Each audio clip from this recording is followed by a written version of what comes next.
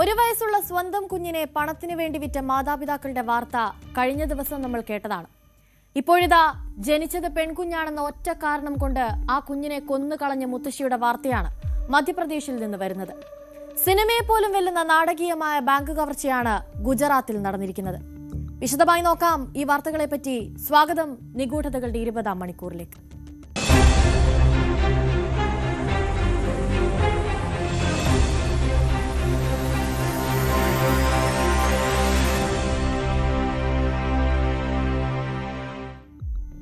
മധ്യപ്രദേശിലെ ടിക്കാംഗഡിൽ 20 ദിവസം പ്രായമുള്ള കുഞ്ഞിനെ കൊന്നിരിക്കുകയാണ് സ്വന്തം മുത്തശ്ശി. കൊലപാതക ശേഷം പല അന്ധവിശ്വാസ കഥകളും മറ്റും പറഞ്ഞ് പോലീസിനെ അടക്കം വഴിതിരിച്ചു വിടാനും ഇവർ ശ്രമിക്കുകയുണ്ടായി. ഏതായാലും ഒടുവിൽ അവർ അറസ്റ്റിലായിരിക്കുകയാണ്. എന്താണ് ആ കൊലപാതകത്തിന് പിന്നിലെ കാരണമെന്ന് നമുക്കൊന്ന് നോക്കാം.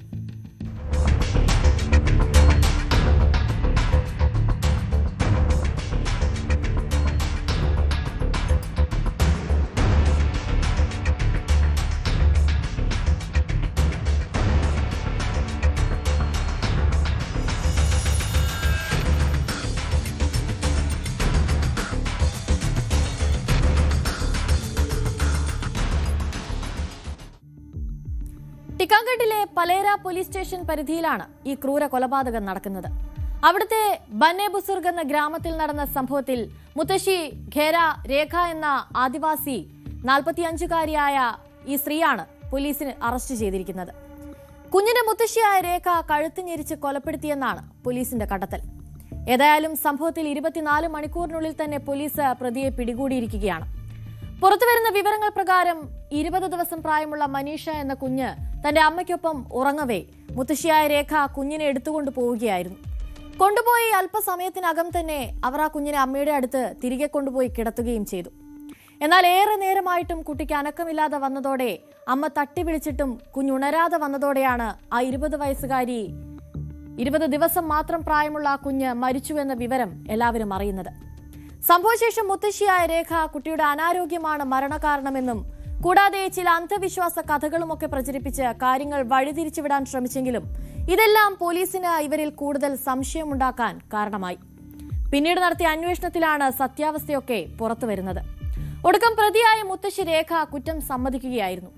പെൺകുട്ടി ജനിച്ചത് മുതൽ തന്നെ പ്രതിയായ മുത്തശ്ശി ദേഷ്യത്തിലായിരുന്നുവെന്നാണ് പോലീസ് കണ്ടെത്തൽ. പെൺകുട്ടിയോടുള്ള ദേഷ്യം അവർ കാണിച്ചിരുന്നുവെന്നും ഇതുമായി ബന്ധപ്പെട്ട് കുടുംബത്തിൽ പ്രശ്നങ്ങൾ ഉണ്ടാകുന്നത് പതിവായിരുന്നുവെന്നുമാണ് അന്വേഷണത്തിൽ കണ്ടെത്തിയിരിക്കുന്നത്. അങ്ങനെയാണ് ഒടുക്കം അമ്മയ്ക്കരികിൽ നിന്നും കുഞ്ഞിനെ എടുത്തുകൊണ്ടുപോയി ശ്വാസം മുട്ടിച്ച് കൊലപ്പെടുത്തിയതിലേക്ക് വരെ കാര്യങ്ങൾ എത്തിയത്. बेचने के दौरान पाया गया कि इस बालिका की जो सगी दादी है इसने ही इसकी गला दबाकर हत्या कर दी, जिस पर अब चूंकि अभी विवेचना का प्रारंभिक चरण है, प्रथम दृष्टया चूंकि ये पाया गया कि इसने हत्या करी है, इसको पुलिस ने गिरफ्तार कर लिया. ഇതാണ് സംഭവത്തിൽ പോലീസ് നൽകിയ വിശദീകരണം. ഏതായാലും ഈ സംഭവം ഒരു ഗ്രാമത്തെ മുഴുവൻ ഞെട്ടിച്ചിരിക്കുകയാണ്. കുഞ്ഞിനെ കൊല്ലാൻ ഇവർക്ക് മറ്റാരുടെയെങ്കിലും സഹായം ലഭിച്ചിരുന്നു എന്നതടക്കം ഇനി വ്യക്തമാകേണ്ടതുണ്ട്. പെൺകുഞ്ഞ് ജനിച്ചതിലെ വിരോധമാണ് ഈ കൊലപാതകത്തിന് പിന്നിലെ കാരണമെന്നാണ് നിലവിൽ വ്യക്തമായിരിക്കുന്നത്. മറ്റെന്തെങ്കിലും കാരണം ഇതിന് പിന്നിലുണ്ടോ എന്നതും പോലീസ് ഇപ്പോൾ അന്വേഷിക്കുകയാണ്.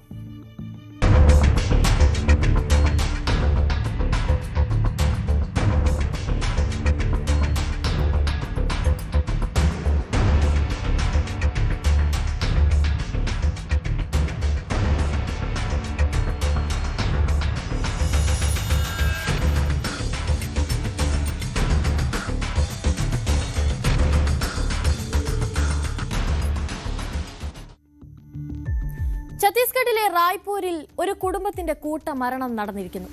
ദിവസങ്ങൾക്ക് ശേഷമാണ് ഇവർ മരണപ്പെട്ടു എന്ന വിവരം പുറംലോകം അറിയുന്നത്. എന്തായിരിക്കും ആ മരണങ്ങൾക്ക് പിന്നിലെ കാരണം? അത് ആത്മഹത്യയോ അതോ കൊലപാതകമോ? സത്യം കണ്ടെത്താനുള്ള ശ്രമത്തിലാണ് ഇപ്പോൾ പോലീസ്.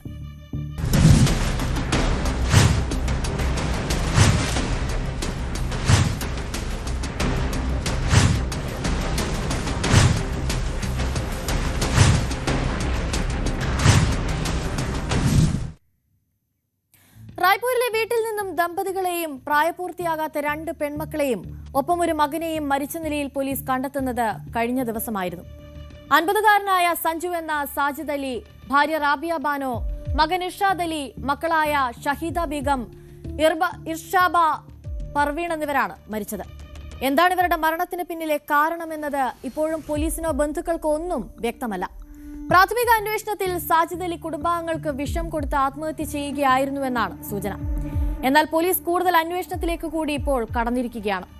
വിശദമായ പോസ്റ്റ്മോർട്ടത്തിനും ഫോറൻസിക് വിശകലനത്തിനും ശേഷം മാത്രമേ യഥാർത്ഥ മരണകാരണം വ്യക്തമാകൂ. വളരെ വൈകിയാണ് ഈ കുടുംബം മരിച്ചെന്ന വിവരം പുറംലോകം അറിയുന്നത്. ദിവസങ്ങളോളം ഇവരെ പുറത്തു കാണാതെ വന്നതും വീട്ടിൽ നിന്ന് രൂക്ഷമായ ദുർഗന്ധം വമിക്കാൻ തുടങ്ങിയതുമൊക്കെയാണ് നാട്ടുകാർക്ക് സംശയമുണ്ടാക്കിയത്. വീടാണെങ്കിൽ ഉള്ളിൽ നിന്നും പൂട്ടിയ നിലയിലുമായിരുന്നു. പിന്നീട് കുടുംബത്തെ ഫോണിൽ ബന്ധപ്പെടാൻ ശ്രമിച്ചെങ്കിലും അതിനും സാധിക്കാതെ വന്നതോടെ വീട്ടുടമസ്ഥനും അയൽക്കാരുമൊക്കെ ചേർന്ന് പോലീസിനെ വിവരമറിയിക്കുകയായിരുന്നു. പോലീസ് എത്തി വാതിൽ പൊളിച്ച് അകത്തു കയറിയപ്പോഴാണ് സാജിദിന്റെയും ഭാര്യയുടെയും മകന്റെയും പെൺമക്കളുടെയും മൃതദേഹങ്ങൾ കണ്ടെത്തിയത്.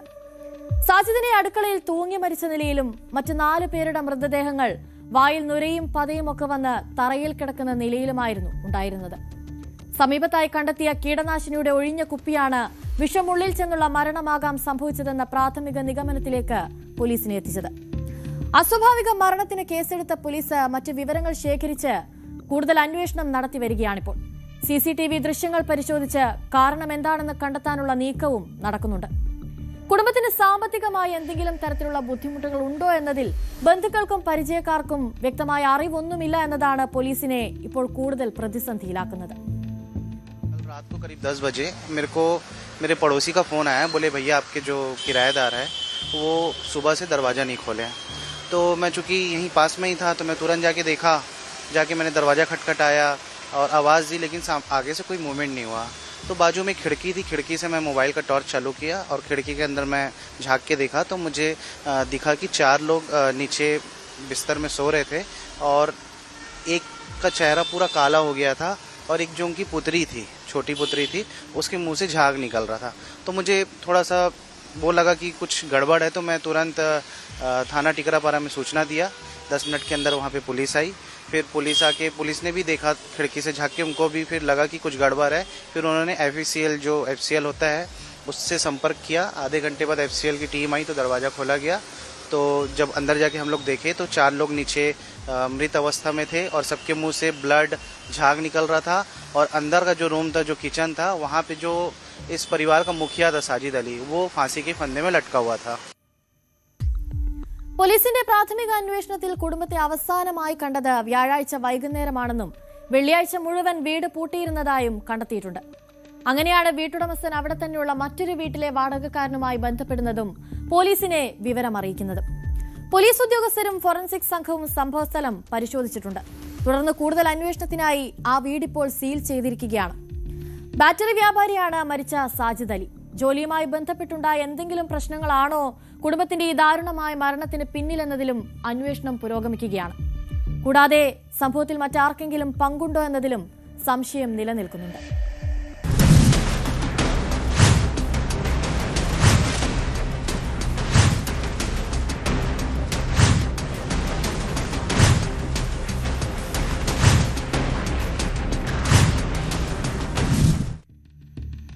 ബീഹാറിലെ മുസാഫർപൂരിൽ നിന്നാണ് മറ്റൊരു ദാരുണമായ വാർത്ത വരുന്നത്. അവിടെ ഒരു വിരമിച്ച ബാങ്ക് ജീവനക്കാരനെയും ഭാര്യയെയും കൊല്ലപ്പെട്ട നിലയിൽ കണ്ടെത്തിയിരിക്കുന്നു. എന്താണ് കൊലപാതകത്തിന് പിന്നിലെ കാരണമെന്നത് കണ്ടെത്താൻ പോലീസിന് ഇതുവരെ സാധിച്ചിട്ടില്ല. ഇതുമായി ബന്ധപ്പെട്ട് ഇപ്പോൾ അന്വേഷണം പുരോഗമിക്കുകയാണ്.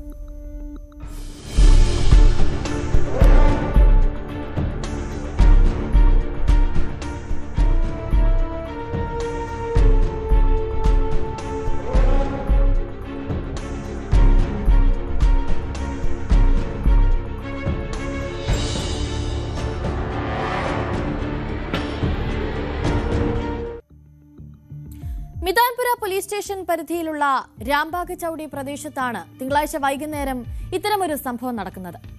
സംഭവം നടക്കുമ്പോൾ ഈ ദമ്പതികൾ മാത്രമേ വീട്ടിലുണ്ടായിരുന്നുള്ളൂ. അശോക് കുൻവാർ, നീലം കുൻവാർ എന്നിവരാണ് കൊല്ലപ്പെട്ടിരിക്കുന്നത്. അശോകിനെ കുത്തേറ്റ് കൊല്ലപ്പെട്ട നിലയിലും ഭാര്യയെ കഴുത്തിഞ്ഞിരിച്ച് കൊന്ന നിലയിലുമാണ് പോലീസ് കണ്ടെത്തിയത്. സംഭവം പുറത്തറിയുന്നത് ഇങ്ങനെയാണ്. ഈ ദമ്പതികളുടെ മകൻ ജോലി ചെയ്യുന്നത് ബാംഗ്ലൂരിലാണ്. അതുകൊണ്ട് തന്നെ മാതാപിതാക്കളുടെ സുരക്ഷയ്ക്കായി അവൻ വീട്ടിൽ CCTV സ്ഥാപിച്ചിരുന്നു. അതുവഴി വീട്ടിൽ നടക്കുന്ന കാര്യങ്ങളൊക്കെ തന്നെ മകന് ഫോണിൽ കൂടി കാണാനും സാധിക്കുമായിരുന്നു. കഴിഞ്ഞ ദിവസം വീട്ടിലെ CCTV സംവിധാനത്തിൽ ഒരു തകരാർ ശ്രദ്ധയിൽപ്പെട്ടതിനെ തുടർന്ന് അതെന്താണെന്ന് അന്വേഷിക്കാൻ അയൽക്കാരനോട് മകൻ ആവശ്യപ്പെട്ടതിനെ തുടർന്ന് ആ അയൽക്കാരൻ വീട്ടിലെത്തിയപ്പോഴാണ് ഈ ദമ്പതികൾ കൊല്ലപ്പെട്ട് കിടക്കുന്ന ഞെട്ടിക്കുന്ന കാഴ്ച കാണുന്നത്. തുടർന്നാണ് സംഭവം പോലീസിനെ അറിയിക്കുന്നത്. വീടിന്റെ 1-ാം നിലയിൽ നിന്ന് കണ്ടെത്തിയ അശോക് കുൻവാറിന്റെ ശരീരത്തിൽ ഒന്നിലധികം കുത്തേറ്റ പാടുകളാണ് കണ്ടെത്തിയിട്ടുള്ളത്. 3-ാം നിലയിൽ നിന്നാണ് ഭാര്യയുടെ മൃതദേഹം കണ്ടെത്തിയത്. അവരെ കഴുത്ത് ഞെരിച്ച് കൊലപ്പെടുത്തിയതാണെന്നാണ് പോലീസ് കരുതുന്നത്.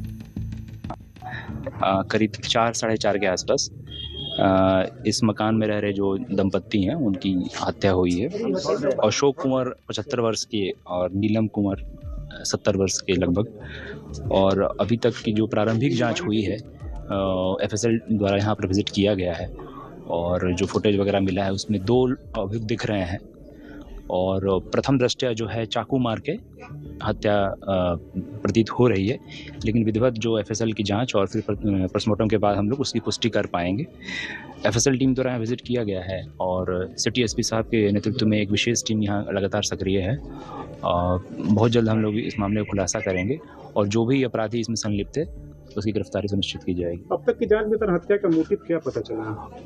अभी बहुत जल्दीबाजी होगी इस पर पहुंचना, लेकिन हम लोग केस ओपन रख रहे हैं. हर बिंदु पे हम लोग जांच कर रहे हैं और कुछ प्रॉपर्टी डिस्प्यूट की बातें भी बताई गई है इनके पुत्र द्वारा जो कि बाहर रहते हैं. और हम लोग उनके घर वालों का बयान लेंगे. इसके अलावा इस घर में 3 अलग अलग परिवार रेंटर भी रहता है और कुछ दिन पहले भी कोई और यहाँ पर आके शिफ्ट हुआ है. तो सभी से पूछताछ की जाएगी और हम लोग इसकी जड़ तक पहुँचेंगे. जो भी अपराधी हैं उनकी गिरफ्तारी सुनिश्चित की जाएगी. बरामद भी सर अंदर में हुआ? घटनास्थल से आपको ग्लव्स मिला है. जो अपराधी आए थे एक झोला भी मिला है, उसमें भी ग्लव्स रखा हुआ है, ईयरफोन रखा हुआ है और टेप मिला है. और जो महिला को लगता है कि मतलब चेहरे पे वो टेप भी लगा दिया गया था. तो ये सब महत्वपूर्ण साक्ष्य हैं. FSL टीम द्वारा इसका एक एक चीज़ का जब्ती बनाया जा रहा है और हम लोग इसमें फिर हम लोग आगे जो बयान पे केस करके अग्रतर कार्रवाई करेंगे. 2nd फ्लोर और 3rd फ्लोर दोनों जगह पे हत्या किया गया? जी जी, इसमें जो है कि 1st फ्लोर पे जो है कि पति का शव मिला है और दूसरे तल्ले पे फिर एक अन्य कमरे में महिला का बॉडी मिला है. നിലവിൽ മൃതദേഹങ്ങൾ പോസ്റ്റ്മോർട്ടത്തിനായി അയച്ചിരിക്കുകയാണ് പോലീസ്. അന്വേഷണ ഉദ്യോഗസ്ഥരെ സഹായിക്കാൻ ഫോറൻസിക് വിദഗ്ധരെയും നിയോഗിച്ചിട്ടുണ്ട്. കുറ്റകൃത്യം നടക്കുന്നതിന് മുൻപ് അക്രമികൾ സർജിക്കൽ ഗ്ലൗസ് ധരിച്ചാണ് വീട്ടിൽ കയറിയതെന്ന് പ്രാഥമിക അന്വേഷണത്തിൽ പോലീസിന് വ്യക്തമായിട്ടുണ്ട്. സമീപത്ത് സ്ഥാപിച്ചിട്ടുള്ള CCTV ക്യാമറകളിലെ ദൃശ്യങ്ങളടക്കം ഇപ്പോൾ പരിശോധിച്ചു വരികയാണ്. കൂടാതെ മരിച്ച ഇരുവരുടെയും കോൾ ഡീറ്റെയിൽസ് രേഖകളും പോലീസ് പരിശോധിക്കുന്നുണ്ട്. CCTVയിൽ കേടുവരുത്തിയ ശേഷം വീടിനുള്ളിൽ കയറിയ കുറ്റവാളികൾ ആദ്യം അശോക് കുൻവാറിനെ കത്തി ഉപയോഗിച്ച് ആക്രമിച്ച് കുത്തി കൊലപ്പെടുത്തുകയും അതിനുശേഷം അവർ അദ്ദേഹത്തിന്റെ ഭാര്യയുടെ വായ ടേപ്പ് കൊണ്ട് മൂടിയ ശേഷം കഴുത്ത് ഞെരിച്ച് കൊല്ലുകയുമായിരുന്നുവെന്നാണ് പോലീസിന്റെ കണ്ടെത്തൽ. ഇവർക്ക് ഏതെങ്കിലും തരത്തിലുള്ള ശത്രുക്കൾ ഉണ്ടായിരുന്നോ എന്നതിലടക്കം ഇപ്പോൾ അന്വേഷണം നടക്കുകയാണ്.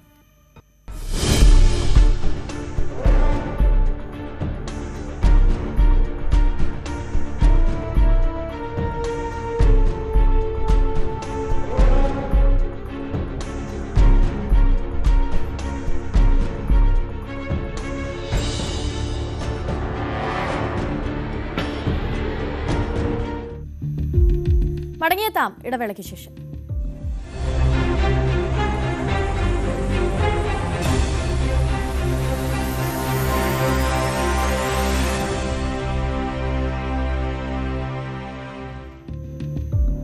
ഒരു ക്രൈം ത്രില്ലർ സിനിമയെ പോലും വെല്ലുന്ന നാടകീയമായ ബാങ്ക് കവർച്ചയാണ് ഗുജറാത്തിലെ ദാഹോദിൽ നടന്നിരിക്കുന്നത്. അവിടെ ഒരു വ്യാജ ബാങ്ക് ശാഖ തന്നെ ഉണ്ടാക്കിയാണ് തട്ടിപ്പ് നടത്തിയിരിക്കുന്നത്. വെറും 15 മിനിറ്റിനുള്ളിൽ 28.6 ലക്ഷം രൂപയുടെ സ്വർണ്ണ ബിസ്ക്കറ്റുകളുമായാണ് പ്രതി രക്ഷപ്പെട്ടത്. ഒടുക്കം അയാൾ പോലീസ് പിടിയിലായിരിക്കുകയാണ്.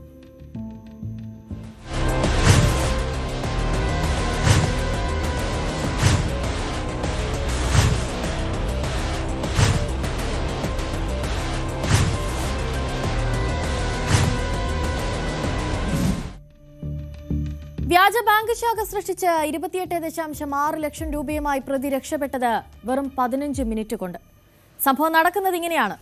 ജൂലൈ 15-ന് ദാഹോദ് ഭഗവാൻ ജഗന്നാഥ രഥയാത്രയ്ക്കുള്ള ഒരുക്കങ്ങൾ നടക്കുന്നതിനിടയിലാണ് ഈ മോഷണം നടക്കുന്നത്.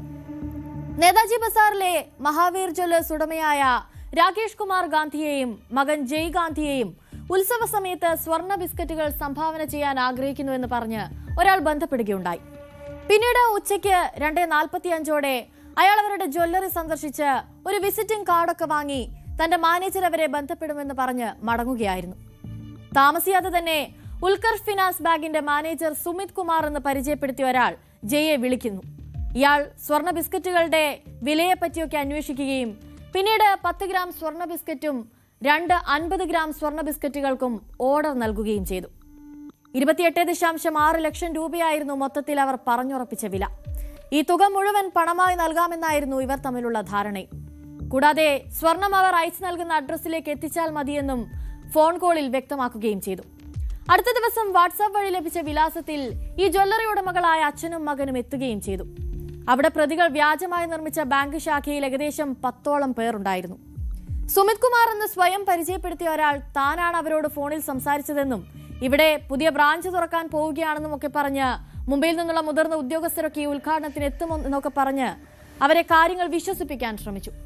സ്വർണ്ണ ബിസ്ക്കറ്റുകൾ വാങ്ങി പകുതി പണം നൽകിയ സുമിത് കുമാർ എന്ന വ്യക്തി ബാങ്കിൽ പണമെടുക്കാനായി ഉള്ളിലേക്ക് പോയെങ്കിലും പിന്നെ മടങ്ങി വരാതിരുന്നതോടെയാണ് അച്ഛനും മകനും കൂടുതൽ സംശയത്തിലായത്. ഇരുവരും ലോക്കർ റൂമിനകത്ത് കയറി നോക്കിയപ്പോഴാണ് മാനേജർ രഹസ്യ വഴിയിലൂടെ രക്ഷപ്പെട്ടതായി മനസ്സിലായത്. കൂടാതെ 200ന്റെയും 100ന്റെയും നോട്ട് കെട്ടുകളായിരുന്നു અયાળ അവർക്ക് કૈમારિયદ. એ ડિવિઝન પોસ્ટે વિસ્તારમાં રથયાત્રાના દિવસે એક ફ્રોડની ઘટના ઘટી હતી. જે ઘટના હકીકત એ પ્રકારની છે કે જે આરોપીઓ છે એમણે મહાવીર જ્વેલર્સના જે ઓનર છે એમની પાસે આવી 15 તારીખે અને પોતે બીજા દિવસે એટલે કે રથયાત્રાના દિવસે સોનું દાનમાં આપવા માગે છે એવું કહી વિશ્વાસ જીતી અને ડીલ કરી હતી.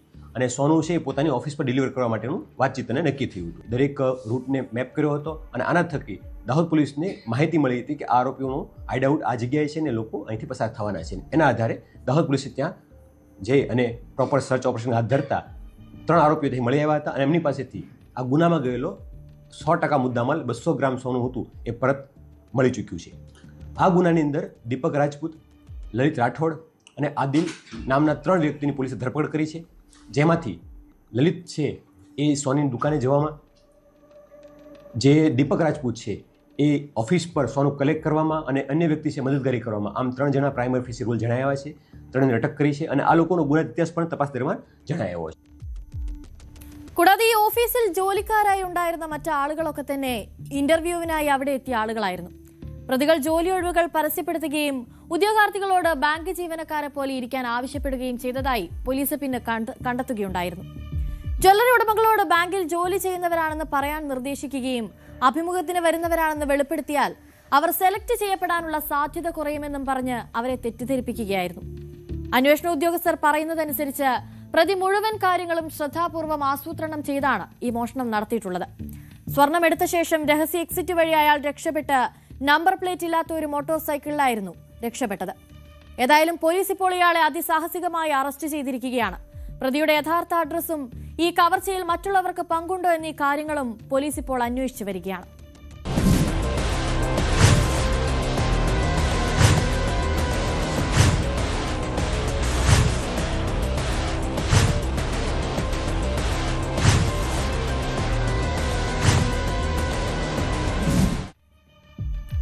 ഗുരുഗ്രാമിൽ നടന്ന ഒരു ഞെട്ടിക്കുന്ന വാർത്തയിലേക്കാണ് ഇനി 20th അവർ പോകുന്നത്. അവിടെ ഒരു സ്ത്രീ തന്റെ വാഹനം റിവേഴ്സ് എടുക്കുന്നതിനിടയിൽ മറ്റൊരാൾക്ക് മുകളിലൂടെ ആ വാഹനം കയറ്റിയിറക്കി.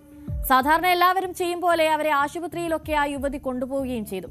എന്നാൽ പിന്നീട് സംഭവിച്ചത് എല്ലാവരെയും ഞെട്ടിക്കുന്ന ചില കാര്യങ്ങളാണ്.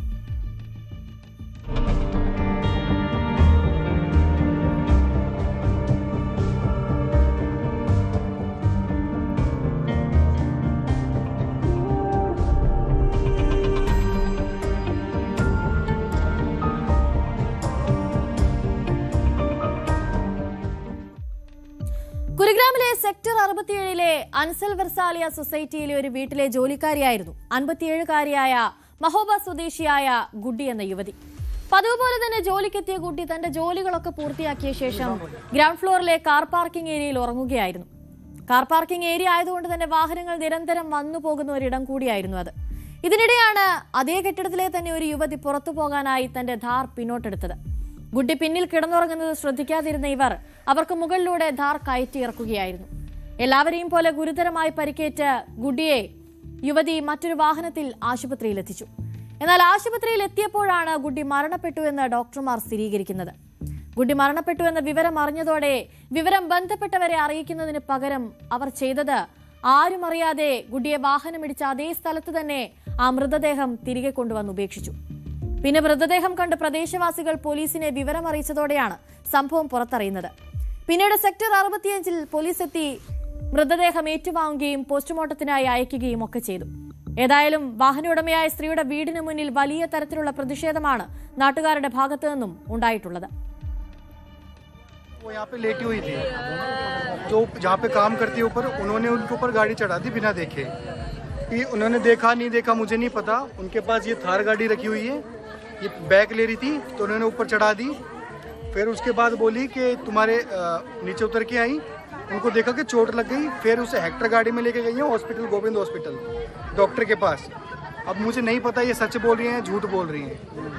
उसके बाद लाने के बाद यहीं उन्होंने छोड़ दिया, ऐसे के ऐसे ही छोड़ दिया और ऊपर जाके बंद हो गई अपने कमरे में। फिर हमारे पास फ़ोन आया गोपी का, जो मेरा भाई लगता है, तब हमने यहाँ पे आके सबको बुलाया है। കൂടുതൽ വാർത്തകൾക്ക് news 18 Keralam YouTube channel subscribe ചെയ്യുക.